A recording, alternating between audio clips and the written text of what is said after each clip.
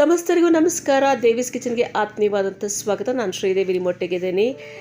Tomato ತಿಳಿ ಸಾರಿಗೆ ತುಂಬ ಒಳ್ಳೆ ರೆಸ್ಪಾನ್ಸ್ ಸಿಕ್ಕಿದೆ. ಹಾಗೆಯೇ ಇದೇ ಗುಂಗಲ್ಲಿ ಇನ್ನೊಂದು ಒಳ್ಳೆ ರೆಸಿಪಿ ನಿಮ್ಗೆ ಹೇಳ್ಕೊಡ್ತಾ ಇದ್ದೀನಿ. ಸಿಂಪಲ್ ಮತ್ತು ದಿಢೀರಂತ ಮಾಡಬಹುದು. ಜೊತೆಗೆ ಚಪಾತಿ, ದೋಸೆ, ಇಡ್ಲಿ, ಅನ್ನ ಯಾವುದಕ್ಕೆ ಬೇಕಾದರೂ ನೆಂಚ್ಕೊಂಡು ತಿನ್ಬೋದು. ತುಂಬ ಕಡಿಮೆ ಇಂಗ್ರೀಡಿಯೆಂಟ್ಸನ್ನು ಬಳಸಿ ಮಾಡಬಹುದಂಥ ರುಚಿಯಾದಂಥ ಗೊಜ್ಜು ಇದು ಟೊಮ್ಯಾಟೊ ಈರುಳ್ಳಿ ಗೊಜ್ಜು. ಬನ್ನಿ ನೋಡೋಣ ಹೇಗೆ ಮಾಡೋದು ಅಂತ. ಮೊದಲಿಗೆ ಏನೇನು ಬೇಕು ಅಂತ ಹೇಳ್ತೀನಿ. ಮೊದಲಿಗೆ 2 ಈರುಳ್ಳಿ ತೊಗೊಳ್ಳಿ, ಚೆನ್ನಾಗಿ ಅದನ್ನು ಸಣ್ಣದಾಗಿ ಕಟ್ ಮಾಡಿ. ಟೊಮ್ಯಾಟೊ 4 ತೊಗೊಳ್ಳಿ, ಸಣ್ಣದಾಗಿ ಕಟ್ ಮಾಡಿ. ಹುಣಸೆ ರಸ ಸ್ವಲ್ಪ, ಹಾಗೆ ಸಾಂಬಾರು ಪೌಡ್ರು ನಿಮ್ಮ ಮನೇಲಿ ಇರುತ್ತಲ್ಲ ಅದನ್ನೇ ಯೂಸ್ ಮಾಡಬಹುದು. ಅದಿಲ್ಲಾಂದರೆ ಅಚ್ಕಾರದ ಪುಡಿ ತೊಗೊಳ್ಳಿ. ಅದಾದ ನಂತರ ಉಪ್ಪು, ರುಚಿಗೆ ತಕ್ಕಷ್ಟು ಉಪ್ಪನ್ನು ರೆಡಿ ಮಾಡ್ಕೊಳ್ಳಿ. ಸ್ವಲ್ಪ ಬೆಲ್ಲ, ಎಣ್ಣೆ ಬೇಕಾಗುತ್ತೆ ಒಗ್ಗರಣೆಗೆ ಮತ್ತು ಬೇಯಿಸೋದಕ್ಕೆ. ಅದ್ರ ಜೊತೆಗೆ ಸಾಸಿವೆ 1-2 ಸ್ಪೂನ್ ಹಾಕ್ಕೊಳ್ಳೋಣ. ಅದಾದ ನಂತರ ಉದ್ದಿನಬೇಳೆ, ಕಡಲೆಬೇಳೆ 1 ಸ್ಪೂನು, ಅರಿಶಿಣವನ್ನು ಹಾಕೋಣ 1 ಸ್ಪೂನು. ಅದಾದ ನಂತರ ಹಿಂಗನ್ನು ಹಾಕ್ಕೊಳ್ಳೋಣ 1 ಚಿಟಿಕೆ. ಇನ್ನು ಕೊನೆಯಲ್ಲಿ ಸಣ್ಣಗೆ ಹೆಚ್ಚಿದ ಕೊತ್ತಂಬರಿ ಸೊಪ್ಪು ಇಟ್ಕೊಳ್ಳೋಣ. ಹಾಗೆಯೇ ಕರಿಬೇವು ಒಗ್ಗರಣೆಗೆ ಹಾಕೋದಕ್ಕೆ ಸ್ವಲ್ಪ ತೆಗೆದಿಟ್ಕೊಳ್ಳೋಣ. ಇವೆಷ್ಟು ರೆಡಿ ಮಾಡ್ಕೊಂಡ್ರಾ? ಬರೀ ಶುರು ಮಾಡಿಬಿಡೋಣ. ಮೊದಲು ಸ್ಟವ್ ಹತ್ತಿಸಿ ಬಾಣಲೆಯನ್ನು ಬಿಸಿಗೆ ಇಡಿ. ಆ ಬಾಣಲೆ ಬಿಸಿ ಆಗೋವರೆಗೂ ಕಾಯ್ದು ಬಾಣಲೆ ಬಿಸಿಯಾದ ನಂತರ ನೀವೊಂದು 2 ಸ್ಪೂನಷ್ಟು ಎಣ್ಣೆಯನ್ನು ಹಾಕಿ, ಅದಕ್ಕೆ ಎಣ್ಣೆಯನ್ನು ಹಾಕಿ ಎಣ್ಣೆ ಕಾದ ನಂತರ ನೀವು ಮೊದಲಿಗೆ ಇದಕ್ಕೆ ಒಗ್ಗರಣೆಯನ್ನು ಹಾಕಬೇಕು. ಮೊದಲಿಗೆ ಒಗ್ಗರಣೆ ಹಾಕ್ಕೊಳ್ತೀರ ನೋಡಿ. ಸೊ ಎಣ್ಣೆ ಕಾದ ನಂತರ ನೀವು 1 ಸ್ಪೂನು ಸಾಸಿವೆಯನ್ನು ಅದಕ್ಕೆ ಹಾಕಿ, ಸಾಸಿವೆ ಚಿಟಾಪಟ ಅಂತ ಸಿಡಿದ ನಂತರ ಅದಕ್ಕೆ ನೀವು ಈಗ ಉದ್ದಿನಬೇಳೆ ಮತ್ತು ಕಡಲೆಬೇಳೆನ ಒಂಚೂರು ಹಾಕ್ಕೊಳ್ಳಿ. ಹಾಕ್ಕೊಂಡ ನಂತರ ಅದು ಕೂಡ ಆಗಬೇಕು. ಅದಾದ ನಂತರ ಅರಿಶಿಣವನ್ನು 1 ಚಮಚೆಯಷ್ಟು ಹಾಕಿದ ನಂತರ ಒಂದು ಸತಿ ನೀವು ಕೈ ಆಡಿಸಿ. ನಂತರದಲ್ಲಿ ಸಣ್ಣಗೆ ಹೆಚ್ಚಿಟ್ಟುಕೊಂಡಂಥ ಟೊಮ್ಯಾಟೋವನ್ನು ಹಾಕಿ ಅದನ್ನು ಚೆನ್ನಾಗಿ ಬಾಡಿಸ್ಕೊಳ್ಳಿ. ಒಗ್ಗರಣೆಯಲ್ಲಿ ಒಂದು 5-10 ನಿಮಿಷ ಬೇಕಾಗುತ್ತೆ. ನೀವು ಬಾಡಿಸ್ತಾ ಹೋಗಿ ಚೆನ್ನಾಗಿ. ಟೊಮೊಟೊ ಚೆನ್ನಾಗಿ ಅದರಲ್ಲಿ ಒಗ್ಗರಣೆಯಲ್ಲಿ ಬೇಯಬೇಕು. ಸೊ ಹಾಗಾಗಿ ನೀವು ಅದನ್ನು ಚೆನ್ನಾಗಿ ಬಾಡಿಸ್ಕೊಳ್ತಾ ಹೋಗಿ. ಅದು ಮುಕ್ಕಾಲು ಭಾಗ ಬೆಂದಿದೆ ಅಂತ ನಿಮ್ಗೆ ಗೊತ್ತಾಗಬೇಕಾದ್ರೆ 1-2 ತೊಗೊಂಡು ನೋಡಿದರೆ ಗೊತ್ತಾಗುತ್ತೆ ನಿಮಗೆ ಬೆಂದಿದೆಯೋ ಇಲ್ವಾ ಅಂತ. ಸೊ ಅದು ಮುಕ್ಕಾಲು ಭಾಗದಷ್ಟು ಬೆಂದ ನಂತರ ನೀವು ಈ ಸಮಯದಲ್ಲಿ ಈರುಳ್ಳಿ ಸಣ್ಣಗೆ ನೀವು ಹೆಚ್ಚಿಟ್ಕೊಂಡಿದ್ದಿಲ್ಲ ಆ ಈರುಳ್ಳಿಯನ್ನು ಈಗ ನೀವು ಈ ಒಂದು ಮಿಶ್ರಣಕ್ಕೆ ಹಾಕ್ಕೊಳ್ಳಿ. ಇದನ್ನು ಕೂಡ ಚೆನ್ನಾಗಿ ಬಾಡಿಸ್ಕೊಳ್ತಾ ಹೋಗಿ. ಸೊ ಟೊಮ್ಯಾಟೊ ಮತ್ತು ಈರುಳ್ಳಿ ಒಟ್ಟಿಗೆ ನೀವು ಈಗ ಬಾಡಿಸ್ತಾ ಹೋಗಿ. ಈರುಳ್ಳಿ ಕೂಡ ಅದು ಬೇಯಬೇಕು, ಚೆನ್ನಾಗಿ ಒಗ್ಗರಣೆಯಲ್ಲೇ ಬೇಯಬೇಕು. ಸೊ ಬೇಯ್ತಾ ಇದೆ ಈಗ ನೋಡಿ. ಹೀಗೆ ಇನ್ನೊಂದು 2 ನಿಮಿಷ ಕಾಲ ಹೀಗೆ ಬಾಡಿಸ್ತಾ ಹೋಗಿ. ಇದಾದ ನಂತರದಲ್ಲಿ ನೀವು ಸ್ವಲ್ಪ ಈರುಳ್ಳಿ ಕಲರ್ ಚೇಂಜ್ ಆಗಬೇಕು ಮತ್ತು ಬೆಂದಿರೋದು ನಿಮಗೆ ಗೊತ್ತಾಗುತ್ತೆ. ಸೊ ಇದು ಬೇಗ ಬೇಯಬೇಕು ಅಂತಂದರೆ ಈ ಸಮಯದಲ್ಲೇ ನೀವೇನು ಮಾಡಬೇಕು, ರುಚಿಗೆ ತಕ್ಕಷ್ಟು ಉಪ್ಪನ್ನು ಹಾಕಿಬಿಡಿ. ರುಚಿಗೆ ತಕ್ಕಷ್ಟು ಉಪ್ಪು ಹಾಕಿ ಆಮೇಲೆ ಇದಕ್ಕೇ ನೀವು ಈಗ ಖಾರದ ಪುಡಿ ಏನು ತೆಗೆದಿಟ್ಕೊಂಡಿರ್ತೀರ. ನಾನು ನಿಮಗೆ ಆವಾಗಲೇ ಹೇಳಿದೆ, ಖಾರದ ಪುಡಿ ನೀವು ಮನೆಯಲ್ಲಿ ಬಳಸುವಂಥ ಸಾಂಬಾರು ಪುಡಿ ಆದರೂ ಆಗಬಹುದು, ಇಲ್ಲ ಅಂತಂದರೆ ಅಚ್ಚ ಖಾರದ ಪುಡಿಯನ್ನು ನೀವು ಹಾಕ್ಬೋದು. ಅದನ್ನು ಕೂಡ ಈಗ ಹಾಕಿ. ಸೊ ಹುಣಸೆ ರಸ ಏನು ತೆಗೆದಿಟ್ಕೊಂಡಿದ್ದೀರಾ ಆ ಹುಣಸೆ ರಸವನ್ನು ಕೂಡ ನೀವು ಇದಕ್ಕೆ ಹಾಕಿ. ಹುಣಸೆ ರಸ ಕೂಡ ಅಷ್ಟೇ, ತುಂಬ ಟೊಮ್ಯಾಟೊನೂ ಹುಳಿ ಇರೋದ್ರಿಂದ ಜಾಸ್ತಿ ಹುಣಸೆ ರಸ ಹಾಕಬೇಡಿ. ಸ್ವಲ್ಪ ಹುಣಸೆ ರಸವನ್ನು ಹಾಕಿ ಜೊತೆಗೆ ನೀವೀಗ ಖಾರದ ಪುಡಿಯನ್ನು ಕೂಡ ಹಾಕಿ ಎಲ್ಲವನ್ನು ಹಾಕಿದ ನಂತರ ಒಂದು ಸತಿ ಮತ್ತೆ ಕೈ ಆಡಿಸಿ ಬಾಡಿಸ್ಕೊಳ್ಳಿ ಎಣ್ಣೆಯಲ್ಲಿ.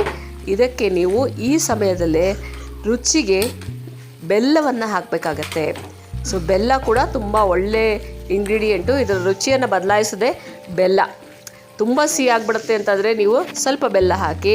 ಸ್ವಲ್ಪ ಪರವಾಗಿಲ್ಲ ಸಿಹಿ ಇಷ್ಟಪಡೋರು ಇಂಚೂರು ಹಾಕ್ಕೊಳ್ಳಿ. ಆದರೆ ಕಡಿಮೆ ಇರಲಿ, ಸಿಹಿ ಕಡಿಮೆ ಇದ್ರೇ ಚೆನ್ನಾಗಿರೋದು. ಸೊ ಇದನ್ನೆಲ್ಲ ಹಾಕಿ ಮತ್ತೆ ಬಾಡಿಸ್ಕೊಳ್ಳಿ, ಚೆನ್ನಾಗಿ ಬಾಡಿಸ್ಕೊಳ್ಳಿ. ಇನ್ನು ಇವೆಲ್ಲ ಚೆನ್ನಾಗಿ ಕುದಿಬೇಕು, ಹಾಗಾಗಿ ಚೆನ್ನಾಗಿ ಬಾಡಿಸ್ಕೊಳ್ತಾ ಹೋಗಿ. ಹೀಗಾದಮೇಲೆ ನೋಡಿ ಈ ರೀತಿಯಾಗಿ ಚೆನ್ನಾಗಿ ನೀವು ಬಾಡಿಸಿದ ನಂತರ ಈಗ ಒಂಚೂರು ನೀವು ಬೇಕಾದರೆ ನೀರನ್ನು ಹಾಕಬೇಕು. ಯಾಕಂದರೆ ತುಂಬ ಗಟ್ಟಿ ಆಯಿತು ಅಂತ ನಿಮ್ಗೆ ಅನಿಸುತ್ತೆ, ಇನ್ನೂ ಕುದಿಯೋಲಿಕ್ಕಿದೆ. ಹಾಗಾಗಿ ಈಗ ಒಂದು ಅರ್ಧ ಲೋಟದಷ್ಟು ನೀರನ್ನು ಹಾಕಿ ಮತ್ತೆ ಈಗ ಕುದಿಲಿಕ್ಕೆ ಬಿಡಿ. ಈ ಸಮಯದಲ್ಲಿ ನೀವು ಸ್ವಲ್ಪ ಸಿಮ್ಮಲ್ಲಿ ಕುದಿಸ್ಬೇಕಾಗತ್ತೆ. ಮೇಲ್ಗಡೆ ಪ್ಲೇಟನ್ನು ಮುಚ್ಚಿ ಚೆನ್ನಾಗಿ ಕುದಿಲಿಕ್ಕೆ ಬಿಡಿ. ಚೆನ್ನಾಗಿ ಕುದಿಬೇಕದು. ಕುದಿ ನಂತರ ನಿಮಗೆ ರೆಡಿ ಆಗುತ್ತೆ. ಸೊ ಪ್ಲೇಟನ್ನು ಮುಚ್ಚಿ ಸ್ವಲ್ಪ ಸಿಮ್ನಲ್ಲಿ ನೀವು ಇದನ್ನು ಕುದಿಸೋದಕ್ಕೆ ಬಿಟ್ಬಿಡಿ. ಇದು ಕುದ್ದ ನಂತರ ರೆಡಿಯಾಗಿದೆ ಟೊಮ್ಯಾಟೊ ಗೊಜ್ಜು. ಬರೀ ಒಂದು 2 ಮಿನಿಟ್ಸ್ ಕುಕ್ ಆದರೆ ಸಾಕು. ಆಲ್ರೆಡಿ ಯಾಕಂದರೆ ಮೊದಲೇ ಕುಕ್ ಆಗಿರೋದ್ರಿಂದ 2 ನಿಮಿಷ ಸಾಕು, ರೆಡಿ ಆಗುತ್ತೆ. ನೋಡಿ ಈಗ ತೆಗೆದ ತಕ್ಷಣ ಹೌದು ರೆಡಿ ಆಯಿತು ಗೊಜ್ಜು. ತುಂಬಾ ಚೆನ್ನಾಗಿ ರೆಡಿಯಾಗಿದೆ. ಈ ಗೊಜ್ಜನ್ನು ನೀವು ಆರಾಮಾಗಿ ಮಾಡ್ಕೊಳ್ಬೋದು. ಯಾವುದೇ ಬೇರೆ ಇಂಗ್ರೀಡಿಯೆಂಟ್ಸ್ ಇಲ್ಲ, ರುಬ್ಬೋದಿಲ್ಲ, ಕಾಯಿ ತುರಿ ಇಲ್ಲ, ಜೊತೆಗೆ ನೀವು ಬೇರೆ ಏನು ಎಕ್ಸ್ಟ್ರಾ ಇಂಗ್ರೀಡಿಯೆಂಟ್ಸ್ ಹಾಕ್ತಾಯಿಲ್ಲ. ಸೊ ಮನೇಲಿರೋದೇ ಮಸಾಲ ಪೌಡ್ರ್ ಹಾಕ್ಬೋದು, ಇಲ್ಲ ಅಂತಂದರೆ ಅಚ್ಚ ಖಾರದ ಪುಡಿ ಹಾಕ್ಬೋದು. ಈಗ ಕೊನೆಯಲ್ಲಿ ಇಳಿಸ್ತಿರಲ್ಲ, ಇಳಿಸುವಾಗ ನೀವು ಅದಕ್ಕೆ ಕರಿಬೇವಿನ ಸೊಪ್ಪು ಮತ್ತು ಮೇಲ್ಗಡೆ ಕೊತ್ತಂಬರಿ ಸೊಪ್ಪು ಇವೆರಡನ್ನು ಕೂಡ ಹಾಕಿದರೆ ಮುಗಿದೋಯ್ತು ಗೊಜ್ಜು. ಸೊ ಗೊಜ್ಜು ರೆಡಿಯಾಗಿದೆ ಅಷ್ಟೇ. ಈಗ ಇದನ್ನು ನೀವು ಸರ್ವ್ ಮಾಡೋಕ್ಕೆ ಗೊಜ್ಜು ರೆಡಿಯಾಗಿದೆ. ತುಂಬಾ ರುಚಿಯಾಗಿರುತ್ತೆ, ಬೇಗ ಮಾಡ್ಕೊಳ್ಬಹುದು. ಆಮೇಲೆ ನಿಮಗೆ ಪದೇ ಪದೇ ಮಾಡ್ಕೋಬೇಕು ಅನ್ನೋವಂಥ ಒಂದು ಗೊಜ್ಜು. ಇದರಲ್ಲಿ ಏನೇನು ಹೆಚ್ಚಿಗೆ ನೀವು ಇಂಗ್ರೀಡಿಯೆಂಟ್ಸ್ ಬಳಸೋದೇ ಇಲ್ವಲ್ಲ, ಹಾಗಾಗಿ ಚೆನ್ನಾಗಿರುತ್ತೆ. ನಾನಿಲ್ಲಿ ಒಗ್ಗರಣೆಗೆ ಹಿಂಗೆ ಹಾಕಲಿಲ್ಲ, ಯಾಕೆಂದರೆ ಈರುಳ್ಳಿ ಹಾಕಿದಾಗ ನಾನು ಸ್ವಲ್ಪ ಹಿಂಗೆ ಹಾಕೋದಿಲ್ಲ. ಆದರೆ ನೀವು ಅದೇ ಸಮಯದಲ್ಲಿ ಒಗ್ಗರಣೆಗೇ 1 ತೊಟ್ಟು ಅಥವಾ 1/2 ಸ್ಪೂನಷ್ಟು ಹಿಂಗನ್ನು ಹಾಕ್ಕೊಳ್ಬೇಕು. ಆಗ ಪರಿಮಳ ಇನ್ನೂ ಚೆನ್ನಾಗಿರುತ್ತೆ, ಫ್ಲೇವರ್ ಇನ್ನೂ ಚೆನ್ನಾಗಿ ಬರುತ್ತೆ. ಸೊ ತುಂಬ ರುಚಿಯಾಗಿರುತ್ತೆ. ಸೊ ಈಗ ರೆಡಿಯಾಗಿದೆ ಟೊಮ್ಯಾಟೊ ಗೊಜ್ಜು. ಇದನ್ನು ನೀವು ತಿನ್ನಬೇಕಾದ್ರೆ ಚಪಾತಿ ಬೆಸ್ಟ್ ಕಾಂಬಿನೇಷನ್ನು. ಚಪಾತಿ ಜೊತೆಗಂತೂ ತುಂಬಾ ಒಳ್ಳೆ ರುಚಿ ಕೊಡುತ್ತೆ. ಚಪಾತಿ ಆದ ನಂತರ ನೀವು ಇದನ್ನು ದೋಸೆಗೆ ಬೇಕಾದರೂ ಉಪಯೋಗಿಸ್ಬೋದು, ಇಡ್ಲಿ ಜೊತೆ ಬೇಕಾದ್ರೂ ತಿನ್ನಬಹುದು. ಹಾಗೆಯೇ ಅನ್ನಕ್ಕೆ, ಬಿಸಿ ಬಿಸಿ ಅನ್ನಕ್ಕೆ ನೀವು ನೆಂಚ್ಕೊಂಡು ತಿನ್ಬೋದು. ಏನೂ ಬೇಡ ಅಂತಂದರೆ ಸೊಗಸಾಗಿ ಮೊಸರನ್ನ ಮಾಡಿದರೆ ಮೊಸರನ್ನಕ್ಕೆ ನೀವು ಸೈಡ್ ಡಿಶ್ ಆಗಿ ಅದನ್ನು ಬಳಸಿದ್ರೆ ತುಂಬಾ ಟೇಸ್ಟ್ ಆ್ಯಡ್ ಆಗುತ್ತೆ. ಸೊ ಇದು ಮಲ್ಟಿಪಲ್ ಯೂಸೇಜ್. ಹಾಗಾಗಿ ಟ್ರೈ ಮಾಡಿ, ಹಾಗೆ ತಿಂದು ನನಗೆ ಕಮೆಂಟ್ ಬಾಕ್ಸಲ್ಲಿ ತಿಳಿಸಿ ಹೇಗೆ ಅನಿಸ್ತು ಎನ್ಕಂತ. ಮಾಡ್ಕೊಳ್ಳಿ, ಇದು ಯಾವ ಅಡುಗೆ ಬರೆದಿರೋರು ಕೂಡ ಮಾಡ್ಬೋದಂತ ಒಂದು ಒಳ್ಳೆಯ ಒಂದು ಕರಿ ಅಂತ ಹೇಳ್ಬೋದು. ಬನ್ನಿ ಕಿವಿ ಮಾತಿಗೆ ಹೋಗ್ಬೇಡ. ಇವತ್ತಿನ ಕಿವಿ ಮಾತು.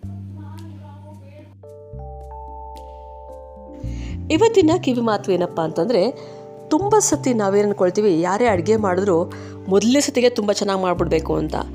ಆವಾಗ ನಾವು ತುಂಬ ಎಕ್ಸ್ಪೆಕ್ಟೇಷನ್ ಇಟ್ಕೊಳ್ತೀವಿ ಅಂತಾಗುತ್ತೆ. ಯಾವುದೇ ಅಡುಗೆ ಯಾರೇ ಮಾಡಿದಾಗ ಕೂಡ ಮೊದಲಿಗೆ ಸರಿ ಇರೋದಿಲ್ಲ. ಹಂತವಾಗಿ ಅಡುಗೆಯ ಒಂದು ಪರಿಪೂರ್ಣತೆ ಬರುತ್ತೆ, ಹಾಗೆ ರುಚಿ ಹೆಚ್ಚಾಗುತ್ತೆ. ಹಾಗಾಗಿ ಯಾರಾದರೂ ಅಡುಗೆ ಮಾಡ್ತೀನಿ ಅಂತಂದರೆ ಅವರನ್ನು ನಾವು ಡಿಸ್ಕರೇಜ್ ಮಾಡಬಾರ್ದು. ತಪ್ಪುಗಳಾದಾಗ ತಿದ್ದಿ ಹೇಳಬೇಕು, ಹಾಗೆ ಅವಕಾಶಗಳನ್ನು ಕೊಡ್ತಾ ಹೋಗಬೇಕು. ಸಾಮಾನು ವೇಸ್ಟ್ ಆಯಿತು ಅಂತನೋ ಅಥವಾ ನಿಮ್ಮ ಗಲೀಜು ಮಾಡ್ತೀವಿ ಅಡುಗೆ ಮನೆ ಅಂತನೋ ಏನು ಹೇಳಕ್ಕೆ ಹೋಗಬೇಡಿ. ಮಾಡ್ತಾ ಅವ್ರಿಗೆ ಎಲ್ಲ ಗೊತ್ತಾಗುತ್ತೆ.